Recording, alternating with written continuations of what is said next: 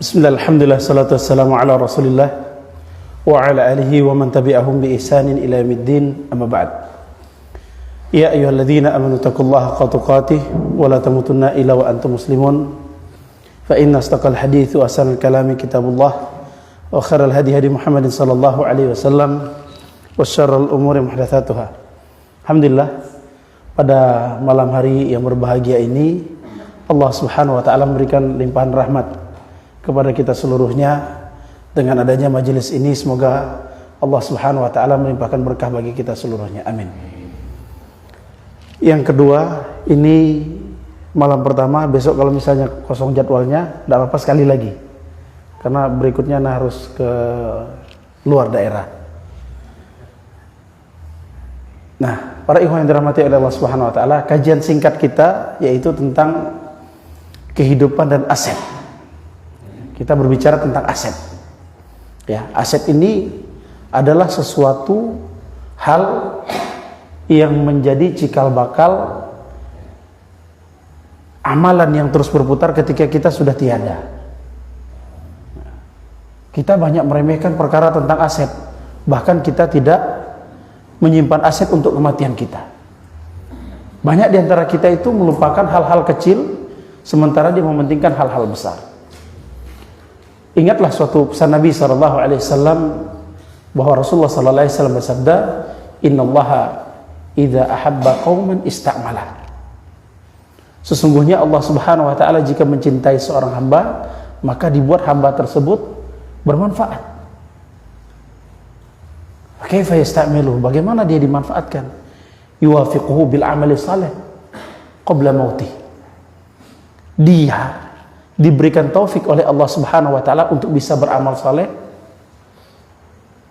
sebelum dia meninggal dunia. Ana mau tanya tentang sesuatu permasalahan. Kalau seseorang meninggal dunia,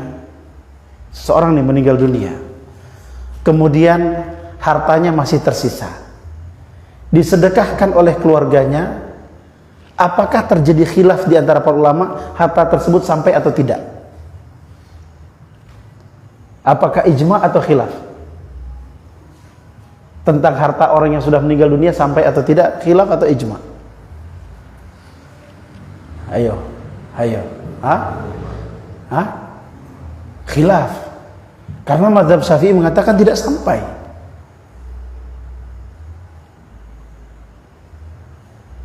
Imam Syafi'i mengatakan tidak sampai. Orang-orang yang sudah meninggal dunia itu, maka terputuslah semua amalnya. Adapun masalah nanti orang lain yang mendoakannya sampai atau tidak, khilaf. Imam Ahmad bin Hanbal mengatakan sampai. Adapun Imam Syafi'i mengatakan la taziru waziratun wizra ukhra. Maka seseorang itu tidak akan memanen hasil kerjaan orang lain. Nah, hadis ini menyebutkan tentang yuwafiqu bihi bil amali salih qabla mauti. Dia diberikan taufik oleh Allah Subhanahu wa taala dengan beramal saleh sebelum meninggal dunia. Sekarang kita ini yang hadir di majelis ini, orang yang masih hidup atau orang yang meninggal dunia? Masih hidup. Sekarang kita berbicara tentang orang yang masih hidup. Ya. Jangan berharap nanti, nanti kalau saya sudah meninggal dunia, ini dikasih. Bukan hak antum lagi membicarakan harta yang sudah antum tinggalkan. Ini banyak salah kaprah umat pada hari ini. Dia mengatakan, cobalah harta saya diberikan ini, cobalah harta begini. Atau enggak, dia punya anak yang saleh yang akan mewakafkan hartanya. Enggak bisa, ikhwan. Harta orang sekarang, kalau seseorang sudah meninggal dunia, jenengan punya anak berapa, Pak? 5. Beliau meninggal dunia, hartanya milik beliau atau milik anaknya? Milik anaknya otomatis, dan itu harus dibagi. Tapi Ustaz, bagaimana? Itu hanya ijtihad. Catat baik-baik ini. Nanti kalau keluarganya yang masih hidup mewakafkannya atau menyedekahkannya di jalan Allah, itu hanya ijtihad.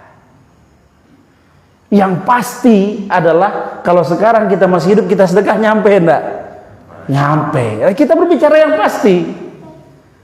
Orang kita ini suka berbicara tentang sesuatu hal yang kayaknya jikalau nanti, kalau sudah, andai kata. Sementara yang sekarang sedang di hadapan matanya ijtihad.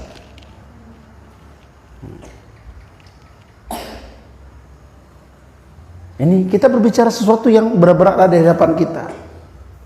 Pelajaran paling berarti bagi kita adalah hari yang barusan kita lalui, yaitu tentang Idul Adha. Datang kepada kita satu kampung, satu kaum. Afwan Ustadz, di daerah kami tidak ada yang kurban. Antum jangan tersinggung ya kalau anda bicara tentang seperti itu, karena emang agama itu adalah watawassaw bil haq watawassaw bis sabr. Kita saling nasihat menasihati dalam kesabaran dan saling nasihat menasihati dalam kebenaran. Datang kepada kita, Ustaz, bagaimana kalau kurban antum kita pindahkan? Emang kurban di daerah kami tidak terlalu banyak, masih ada daerah yang lain yang lebih besar. Ya, kami kambing 70, sapi 30 lebihan, sekitar itulah. Ya. Masjid kita. Kenapa? Jamaah itu diabsen satu-satu. Jamaah kajian ikhwan, kajian rutin itu diabsen. Antum sudah kurban akhi? Sudah, alhamdulillah anak sama keluarga. Antum sudah kurban? Kita sama saudara kita yang lainnya kita tanya, antum sudah kurban ya akhi? Afwan, kayaknya tahun ini anak belum bisa kurban. Apa masalah antum belum bisa kurban? Saudara kita ini masih hidup, mumpung dia masih hidup kita tanya, antum sudah ibadah belum? Giliran perkara seperti ini mengatakan kepada yang lain, ya akhi jangan takaluf di dalam kurban. Beli batu cincin, semuanya mengusahakan diri untuk bisa beli cincin. Musim sepeda semuanya pakai sepeda. Kalau di sini kan tidak ada musim sepeda. Antum coba lihat di kota-kota itu. Orang sepeda semuanya punya sepeda. Motor tua semuanya punya motor tua. Nah, musim baju semuanya ganti baju. Tapi musim kurban, afwan ya akhi, anak belum bisa kurban tahun ini. Dia belum bisa kurban, handphonenya iPhone. Beli handphone 20 juta, 30 juta. Kurban, afwan ya akhi. Masuk akal enggak? Secara naluri masuk akal enggak? Tidak masuk akal. Sementara meninggalnya kita dan membawa sesuatu yang sudah kita kerjakan ibadah selama dunia itu pasti atau tidak? Pasti. Datang kepada kita satu kampung yang nanyain, Ustaz, kenapa bisa enggak antum kurban di daerah kita? Tahun ini di daerah kami tidak ada kurban. Boleh, insya Allah boleh, tidak masalah kita kurban di tempat antum. Karena ini hewan kurban harus dimuliakan. Kita memilih kambing yang bagus, tidak ada cacat, dan tolong dibawa dengan kendaraan yang baik. Alasan kita, di sana ada mobil apa yang bagus? Oh gampang, saat tempat kami banyak mobil kelas Pajero, Fortune kita banyak. Nah, timbul masalah baru enggak? Apa? Nah, mobil bagus-bagus tapi nggak bisa kurban. Itu terjadi atau enggak? Orang banyak bertanya tentang kurban satu daerah, dia sedih dan sebagainya. Hasrat dia untuk beramal dan beribadah itu bukan tidak mampu, tapi tidak ada keinginan untuk beribadah. Rokok sebungkus berapa? 15, 20. Nggak, antum jangan antum kok tahu enggak? Anda enggak begitu, kira-kira aja lah. Anda tidak menjebak antum ini, Anda tidak menjebak. Jangan tersinggung. Ada 20.000, 20-25 gitu ya. Nah 20 ribu lah. Sehari 2 bungkus berarti 40.000. 1 bulan kali 3 1 juta. Dia diet, tidak ngerokok selama 2 bulan, bisa kurban 1 kambing. Antum sampai di sini nyambung. Nah. Kok bisa ada orang anak muda yang dia berat sekali untuk berkurban, padahal Allah Subhanahu wa taala firman, Allah tidak dapat dagingnya, wala dima'uha, tidak dapat darahnya. Walakin yanaluhu taqwa minkum. Tapi yang Allah Subhanahu wa taala dapat apanya? Kita bertakwa kepada Allah Subhanahu wa taala. Ini masih mending, masih bagus kita disuruh untuk menyembelih kambing atau sapi. Kalau perintah yang diperintahkan kepada kita itu persis seperti perintahnya Nabi Ibrahim, disuruh nyembelih apa? Anaknya. Kita kafir semuanya. Percaya enggak antum? Nah, jangankan manusia, ada kambing sapi aja masih berat.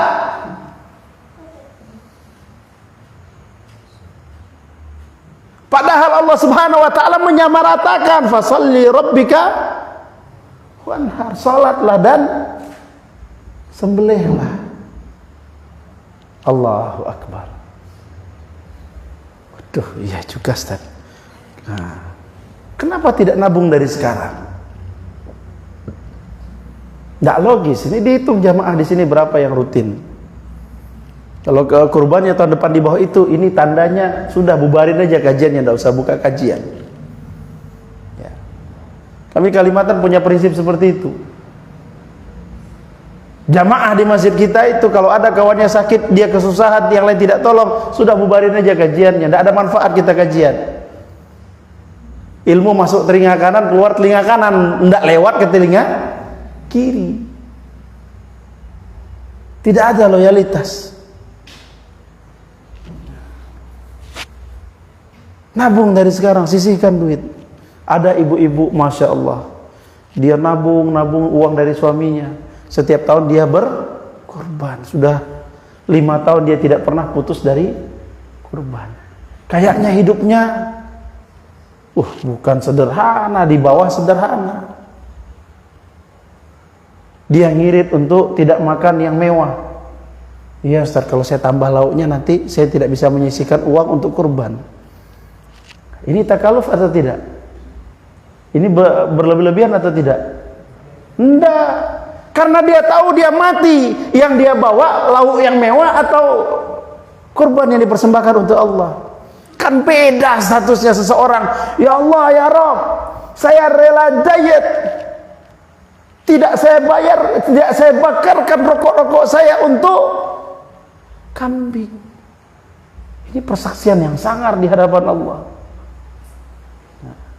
Ya Allah, saya rela diet, saya tidak jadi makan soto, wah ya, ganti pecel supaya bisa kurban.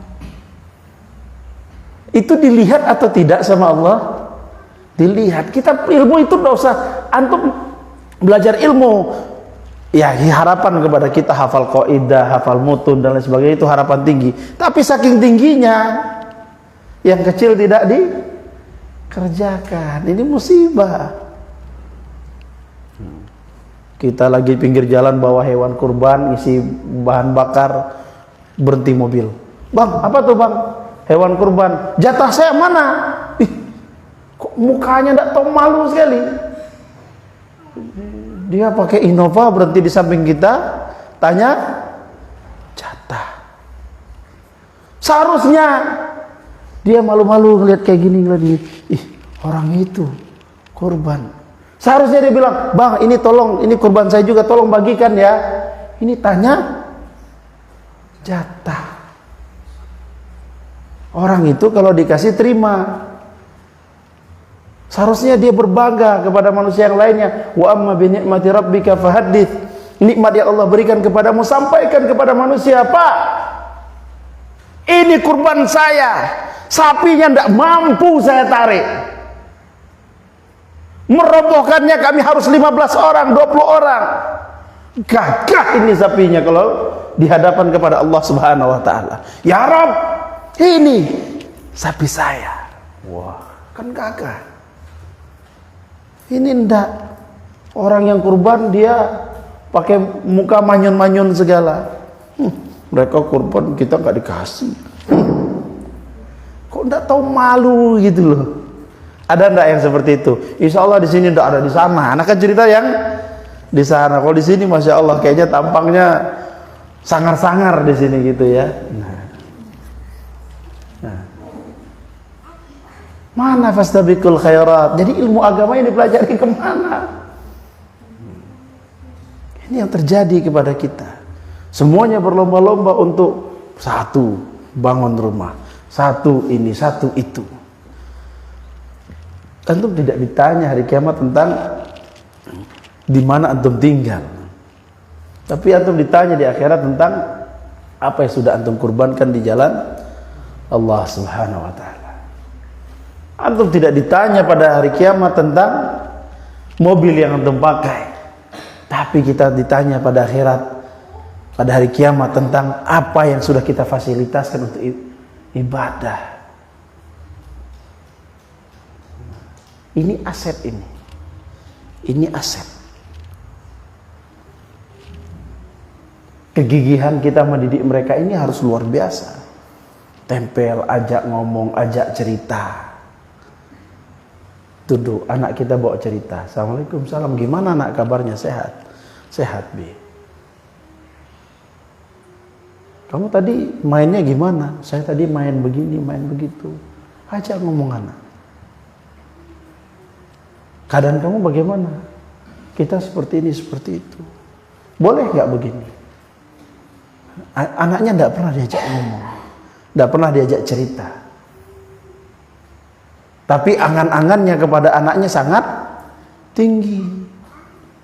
Wah, aku tuh pengen anakku nanti tuh jadi ulama. Ini ngapusi, menipu diri sendiri.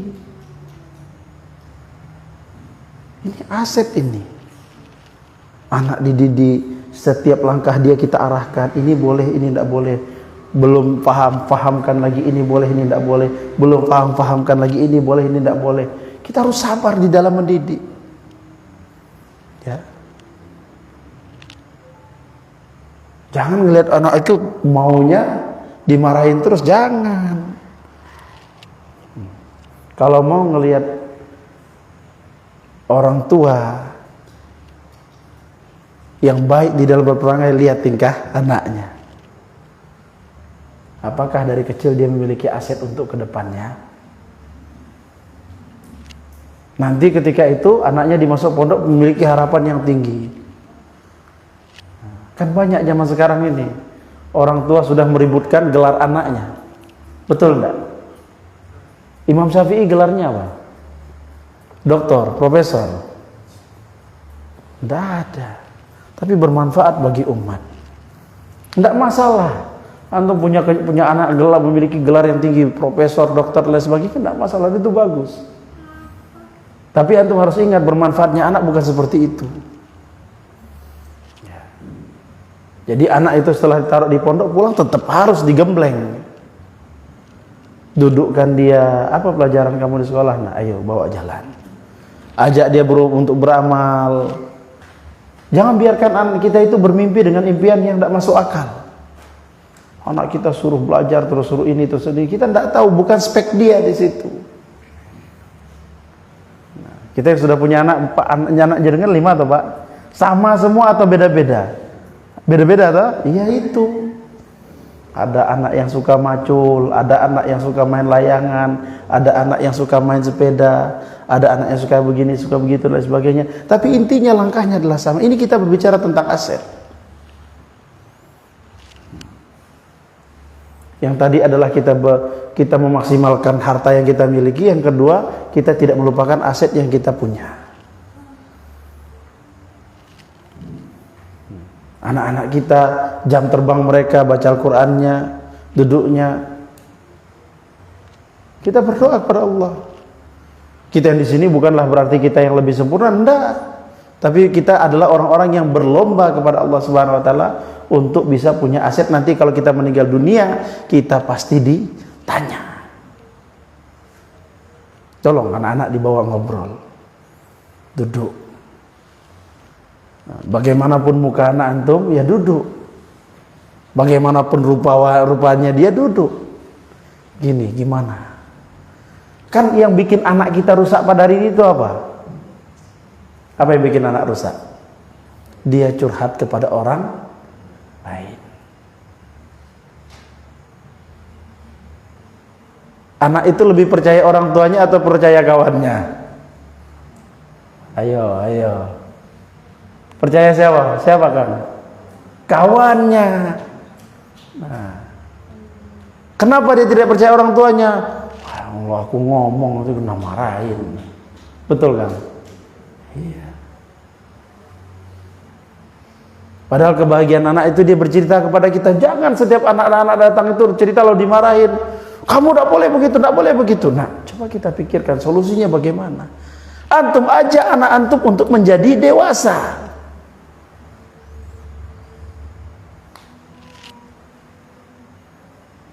Ajak anak untuk menjadi dewasa. Jadi kajian parenting nanti jadinya. Ya. Karena watak manusia itu ada 3 hal. Watak bawaan, watak lingkungan, dan watak perubahan. Watak bawaannya di gimana? Kita lihat dia punya bawaannya apa. Setiap anak itu memiliki watak yang berbeda-beda. Watak lingkungan itu berpengaruh kepada dia, bagaimana lingkungan hidup sekitar dia. Nah, yang ketiga, ini harapan kita. Anak kita setel untuk jadi apa? Apakah kita berpikir demikian? Enggak. Takutnya begitu. Kita selalu berupaya, berusaha, anak kirim jauh-jauh, anak ini jauh-jauh. Tidak pernah kita duduk 5 menit 1 hari untuk mempelajari watak anak. Tuh lihat mainan dia, ternyata anak saya hobinya begini, catat. Nah, suka makan pedas atau tidak? Nah, suka baju yang besar atau baju yang kecil? Nah, suka yang manis atau yang pahit? Nah, sampai cara bicara dan watak dia itu bisa disetel dan bisa dikontrol. Ini taunya marah aja pagi, siang, sore kerjanya hanya bisa marah. Jadi anak itu gimana mau ngelapor sama antum? Akhirnya dia lebih percaya sama temannya.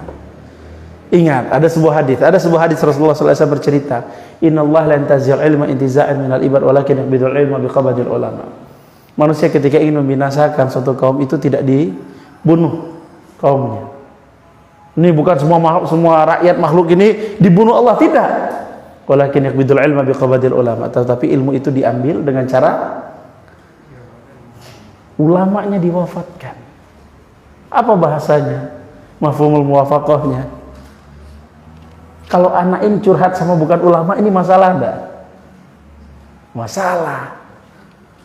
Sementara kita berharap anak ini curhatnya sama kita gitu. Kok dia dibiarkan curhat sama orang lain? Dia curhatnya sama siapa? Sama temannya yang wataknya serupa dengan, bahkan lebih buruk dari dia. Iki piye ya? Apa? Aku iki, sudah. Kira-kira kalau punya ide, ditanyakan kepada setan, setan itu ngajak ke surga atau ke neraka?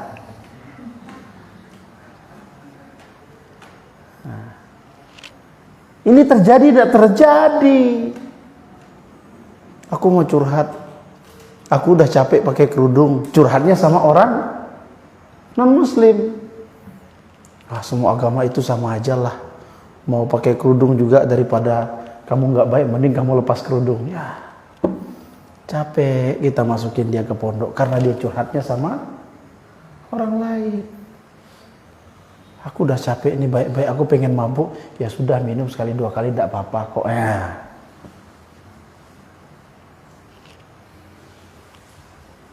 Dilihat teman itu, anak kita itu keluar sama siapa itu dilihat, teman duduknya siapa dilihat, mainnya apa dilihat, tontonannya apa dilihat. Jangan biarkan dia berkeluh kesah kepada orang yang tidak mengenal sunnah. Jangan remehkan itu. Antum mendidik dia baik-baik, bagus-bagus di rumah, ternyata di luar lebih dia serapi hubungan dia dengan orang lain daripada dengan antum, sudah musibah. Ya. Karena waktu saya sudah habis. Jangan lama-lama, 30 menit saya pakai time. Ya, nanti insyaallah kita lanjutkan lagi di waktu yang akan datang. Malam ini masih ada waktu tersisa 10 menit. Tafadhol, kita bincang-bincang. Tanya jawab, nanti materi yang lebih santai lagi besok insyaallah. Jangan serius-serius. Antum kalau kajian serius kan sudah sering. ketemu Ustaz senior, Ustaz Ulum, Ustaz On Rafiq ya. Nah, nanti antum serius sama-sama beliau aja. Kalau sama kita tanya jawab aja, kita lebih banyak dialog. Nah, tafadhol, silahkan. Ada yang mau ditanyakan? Mumpung masih gratis.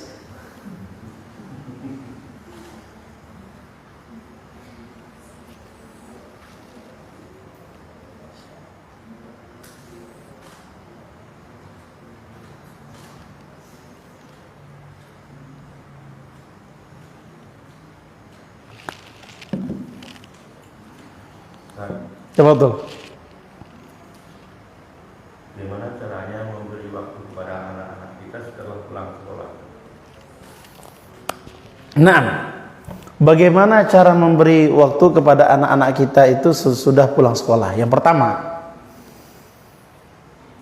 sampaikan kepada dia disiplin sebagaimana dia di sekolah, yaitu sholat 5 waktunya pergi bersama antum. Itu aja. Ya, itu aja.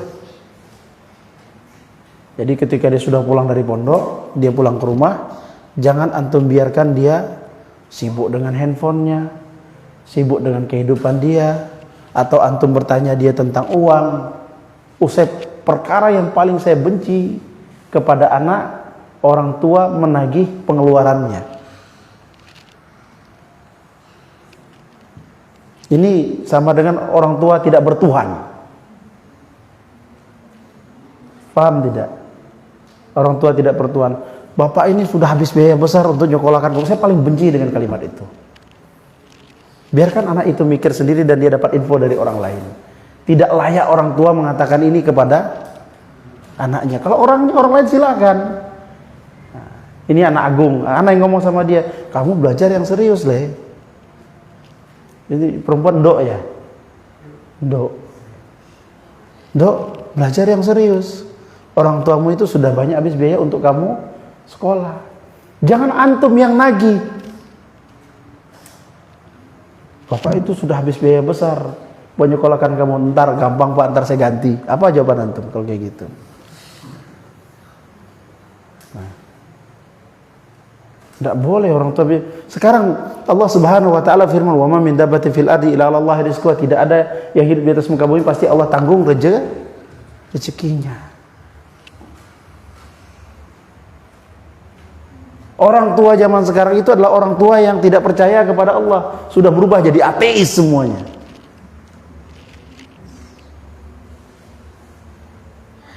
Nanyain kepada anaknya rezekinya gimana? Enggak.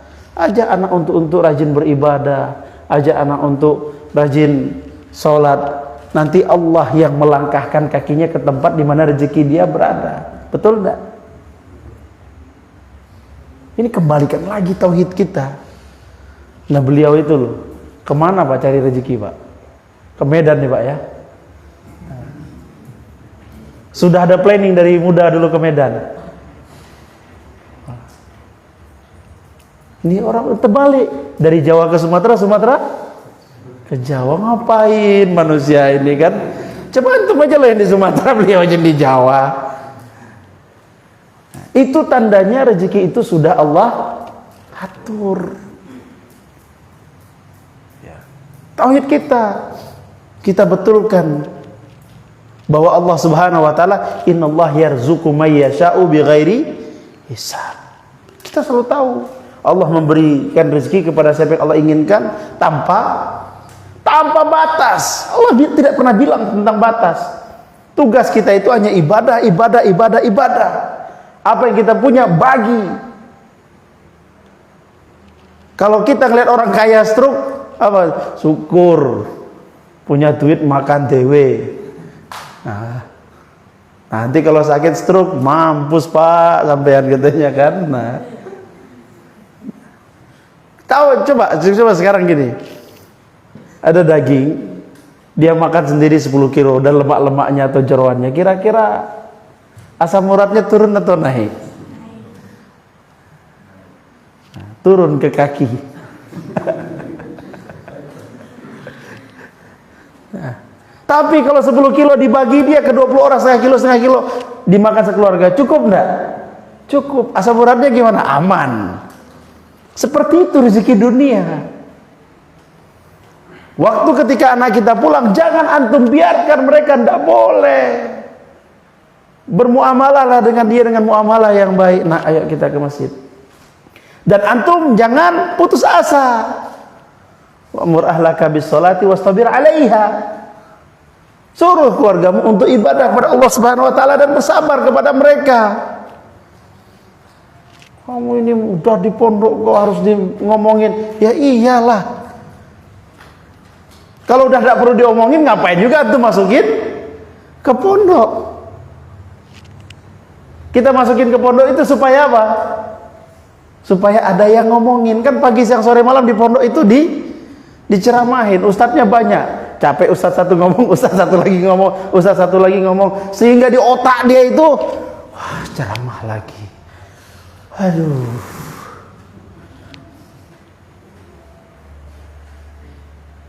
Nah. Dan ketika pulang ke rumah, tetap. Nah, ayo kita pergi ke masjid. Syuiya 5 daqaik, 5 menit. Ayo cepat kita berangkat ke masjid. Perjalanan kita berdoa. Nah, ingat sekarang kamu masih bisa pergi ke masjid dengan ayah, dengan abi. Kalau abi sudah tidak ada, kamu pergi sendiri, jangan lupakan abi bahwa hari ini abi pernah mengajarkan kamu pergi ke masjid supaya itu bisa menjadi hisab abi pada hari kiamat. Coba orang tua tuh bicaranya tentang hari kiamat. Nak, ini ke masjid ini butuh bensin loh, nak. Nah. Dan mobil kita dan motor kita ini pakai ban, dan bannya itu tidak ada yang belinya pakai daun. Apa ini orang tua ini? Di otaknya cuma ada duit.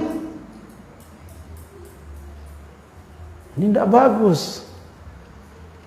Niat kita semuanya dihitung dengan duit, nah nanti antum mati, apa yang terjadi? Antum masya Allah ya, di sini bahagia sekali. Kita di daerah-daerah yang lain itu ngelihat ada anak itu ngantarkan orang tuanya ke panti jompo. Baru berapa bulan lalu ada orang tua teman ditanyain, "Bapak mana?" "Di kampung sana, Pak." "Loh, kok di sana?" "Ya itu makanya di sini udah nggak ada yang ngurus, semuanya sibuk kerja." Banyak nggak seperti itu? Banyak.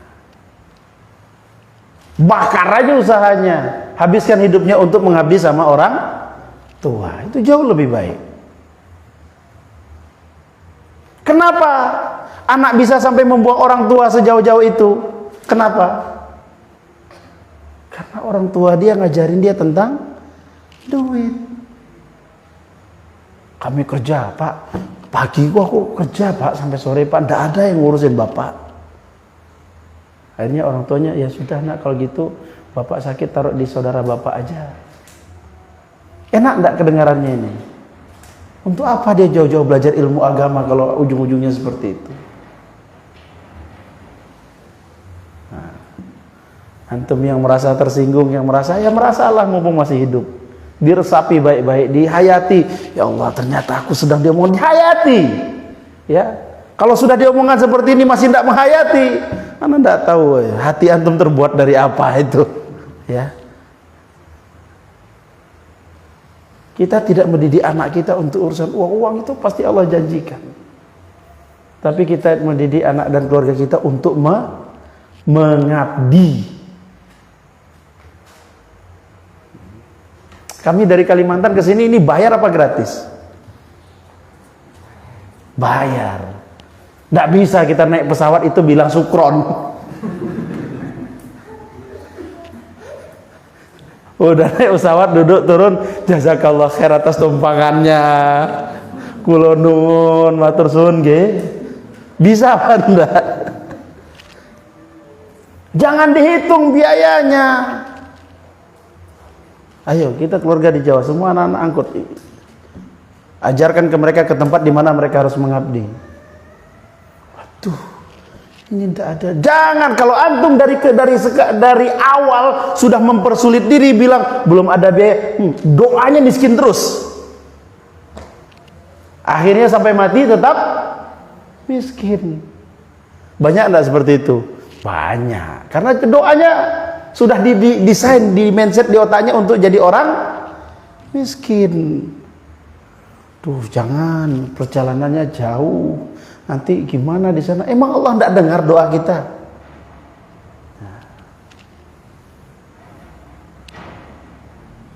Begitu. Jangan dididik anak untuk seperti itu. Silakan dia berjuang di ujung dunia bagaimanapun, tapi dia harus tahu kemana tempat dia kembali. Ya, seperti itu. Ini akibat gara-gara anak itu dari pondok pulangnya ditagih nota belajarnya. Kamu masuk pondok terus sekian loh, bayarnya mahal. Balik nih. Oh, ini orang tua. Kerja le. Apa yang kerja mau makan apa toh? Tidak ada. Inilah, tolong, ini aset yang hilang dari lingkungan kita. Belajar ngaji, belajar agama, ngaji sudah banyak-banyak, tapi ujung-ujungnya sama aja sama orang umum. Apa? Materialistis. Nanti anak kita mau udah besar kajian, tanya dulu. Kajian, nah iya. Berapa kamu biayanya kajian? Kalau anak paling mahal. Ya, ingat nanti berapa menit, catat. Ya. Kami itu kalau live atau tampil tuh per 7 menit biayanya beda. Nah, apalagi kalau udah makin malam makin mahal. Ini highlight ya. Seperti itu. Itu terjadi zaman sekarang. Udah hilang ilmu agamanya, jamaahnya sibuk patungan ngundang ustadznya pun sibuk pilih yang tarifnya masuk.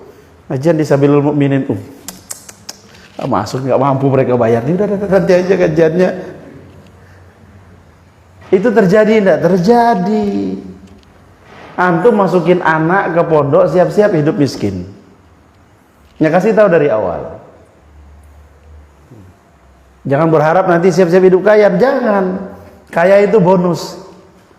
Yang harus dipersiapkan hidup miskin. Tidak mungkin seorang dai itu dia berdakwah kepada orang lain, dia nyuruh orang sumbangan, dia tidak menyumbangkan harta tenaganya. Kalau perlu nyawanya disumbangkan dia. Betul tidak?